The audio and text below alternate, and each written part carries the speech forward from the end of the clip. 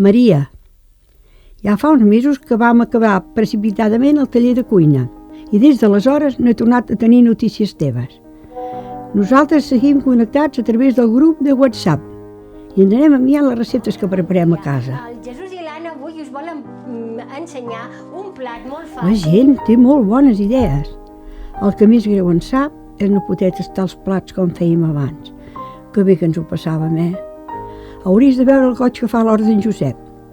Aquest any s'hi ha pogut dedicar més que altres vegades i de tant en tant ens explica els seus secrets.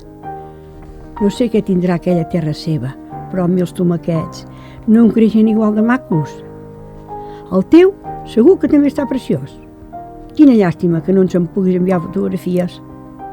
La meva germana, per fi, s'ha posat les piles amb les noves tecnologies. No ha parat de fer videotrucades amb els seus nets. És genial poder sentir la teva gent tan a prop, quan en realitat estan ben lluny.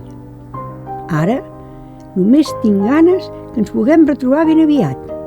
Tornar a abraçar-nos, compartir totes aquelles estones, les tardes de rialles, els tallers de català, de nutrició, de pintura, les passejades, el club de lectura i el dia del ball. En definitiva, tot allò que solíem fer amb el nostre temps lliure. Gaudeix de l'estiu ara que tenim una miqueta de llibertat. Petons, Montserrat.